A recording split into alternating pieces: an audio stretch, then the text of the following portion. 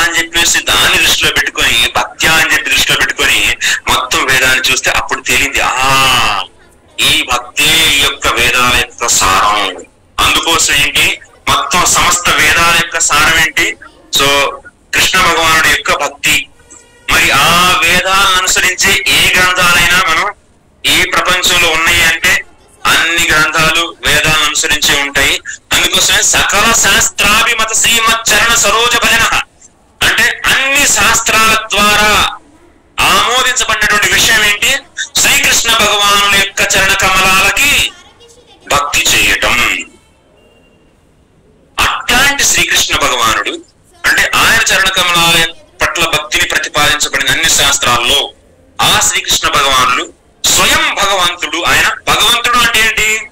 So ఐశ్వర్యస్య వీర్యశ యశస్యో జ్ఞాన వైరాగ్యోశ్చాభిషణ్ణాం పగైతీయంగన అంటే ఐశ్వర్యము, వీర్యము, యశ, సో వైరాగ్యం ఇత్యాది 6 రకాలైనటువంటి సంపదలను సమగ్ర రూపంలో కలిగినటువంటి వారినే భగవంతుడు అని అంటారనమాట. ఆయనే స్వయంగా భగవంతుడు. మిగతా వారిని భగవంతుడు అని అంటే ఎందుకంటున్నాం? వాళ్ళ వద్ద ఆ సంపదలో కొంత భాగం ఉండటం వల్ల వాళ్ళనే భగవంతుడు అని అంటాం.